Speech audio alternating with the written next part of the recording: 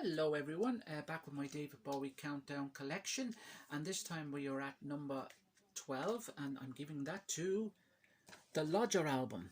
Oh yeah, Lodger, fantastic album, what can I say? Probably one of Bowie's most underrated albums, Lodger. Here we go. Yeah, it's Bowie's 14th studio album, recorded in Switzerland 1979, released in May 79. Yeah, the thing about this album is it's regarded as a very kind of one of Bowie's most very obscure albums. It has some fantastic songs on it, opening up with the song "Fantastic Voyage," which is a beautiful ballad, followed by "African Night Flight," which is a song which almost is kind of a kind of a foundation for the album to follow, which was Scary Monsters. It has that kind of feel to it. Then we on to Move On. Then Yassassin, a kind of a reggae style type song, brilliant song. Move On, which closes side one. Then you have the brilliant DJ, which is a fantastic song, which was not a massive hit for him, but it was released.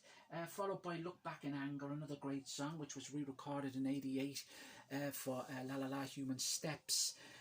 Redone it, and it appears on his Ryko disc version of Lodger. That's the Ryko disc version actually there, and sounds absolutely fantastic, the remix of that particular song. Boys Keep Swinging, of course, another brilliant song, which was actually a hit for him as well. The thing about that song is it's strange because Carlos Alomar actually plays the drums on that song, which of course is his guitarist, his rhythm guitarist, and I think George Murray plays the drums, which is he's kind of changed the band members around as such. So it's kind of an album which maybe you shouldn't take too seriously. It's it's a very kind of a different album for Bowie as such. He kind of played around on this album a bit. Repetition, which is an absolute cracker of a song, which is actually appearing on his Changes Now Bowie, of course, which is going to be released for Record Store Day 2020. Just been released there. You can see it on Spotify, which actually sounds fantastic. It's brilliant, brilliant mix of that song. That of course was redone for '97 around his Earthling time as well, '96, '97, and it sounds absolutely fantastic.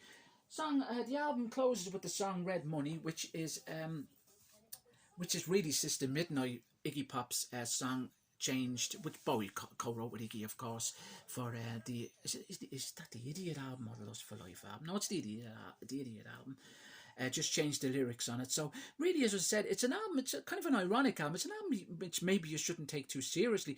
And the gas thing is, it's the third installment of the Berlin trilogy, but it wasn't recorded in Berlin. It's very much kind of a travelled album. He's talking, if you listen to the lyrics, he's generally talking about travelling and moving on and, that kind of thing. Kind of experiences probably when he was all through his career touring and that in different places he's been to. So it's kind of more, and that's kind of really emphasised on this album.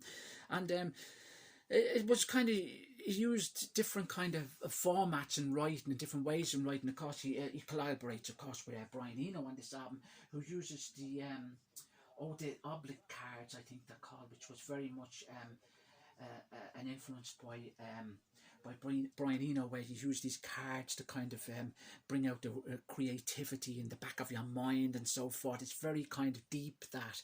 But that was more kind of Brian Eno's influence that he brought to the table on this particular album, as he did on the other Berlin Trilogy albums as well.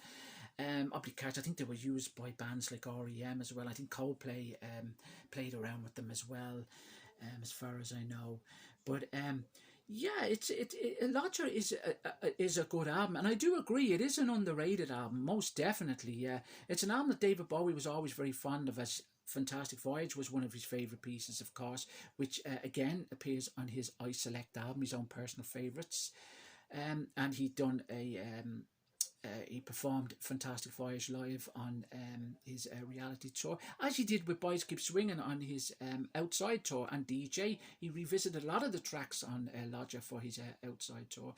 And a lot of Lodger, you can feel that kind of feel on this particular album, on the album The Next Day. You can actually kind of relate to this album with that album. They're kind of in, not some, I wouldn't say in conjunction with each other, very different albums, but they kind of have that same kind of format, that kind of same bass. So I think Bowie was kind of looking back a lot to this album when he was writing that particular album. Yeah, so there's no instrumental tracks on this album. He's moved totally away from anything instrumental on this album. So yeah, and the critics kind of put it down a lot, saying that it was kind of the outtakes, if you like, remaining songs from his Heroes album, kind of just slapped on an album as such, which is, I kind of feel is very unfair in a way, because I don't think Bowie would ever put out an album like that. I like to think of this album as not so much a serious album by Bowie, because even if you look at the cover, it's very kind of it's Bowie just basically saying, like, I have a sense of humor, I think, because even the song, the closing track, the final song on the album, Red Money, to take Sister Midnight and to put different lyrics and a more humorous lyrics, because Sister Midnight is a very kind of a deep song as such. If you listen to the lyrics on Sister Midnight, they're so different from the lyrics to Red Money. They're exactly the same. The chords, everything is the actual music on the album itself is on the particular song is exactly the same, but the lyrics are very, very different. So it's almost as if he's kind of telling people perhaps that I have a sense of humor as such, because Bowie was always very, very serious, especially with his earlier albums like Station to Station and even Low. They're very serious albums, because obviously to do with drug use and personal issues and so forth. And I think he just wants to kind of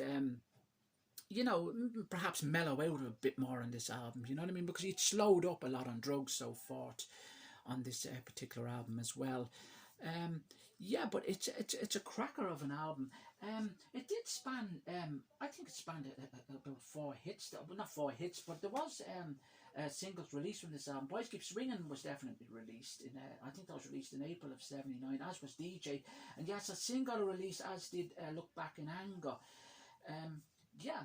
But yeah, so it's had many reissues, this album. Tony Visconti done a remix of this album in the New Career in a New Town box set that was released a couple of years ago, and I think it's absolutely one of the greatest mixes I've ever heard. Now, lots disagree with me.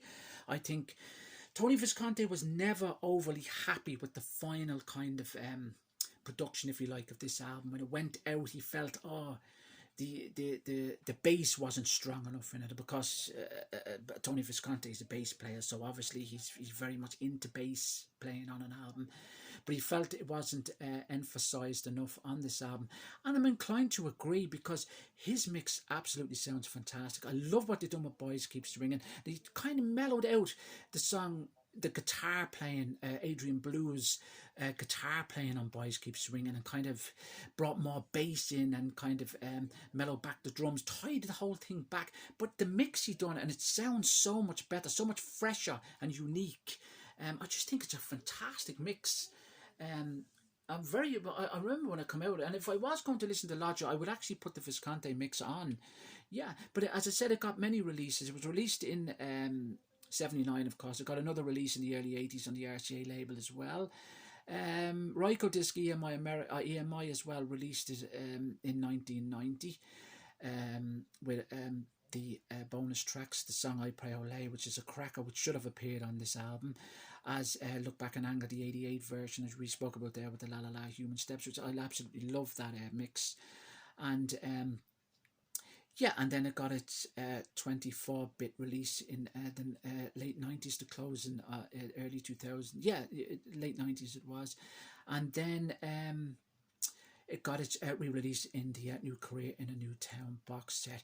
But his writing, as I said, was his kind of ways were very different, because even when the Adrian Blue came to record this album, they put him in a room and he just made him play guitar, and then they for hours on end apparently, and then they would take parts of what he was playing. They don't have to play anything, and they were really playing around with different styles, himself and Eno as such, and Visconti. But yeah, in a way you can kind of feel a decline though with Eno, because there's not so much Eno's influence on this album, I have to say. It's not as if they're kind of falling out with each other or anything like that, but I think that kind of creativity, again, I think it was coming to an end. The relationship with Eno was coming to an end. Of course, it was very much revisited in the mid 90s, of course, going on to Outside, so forth and onwards then. But yeah, it's kind of it's very much more of a David Bowie album and very much more of a kind of an Adrian Blue album. It has a kind of a Talking Heads feel almost, this album, because, well, Adrian Blue, of course, but yeah, it kind of has that kind of same kind of sound as such. It's very much kind of he was given. It's probably one of the first times, because during the kind of 80s, Bowie gave his band very much more kind of leeway as such, and you can almost feel he's given Adrian Blue a lot of leeway on this particular album as well, as he is with Carlos Aloma. You can feel it so much so on this album.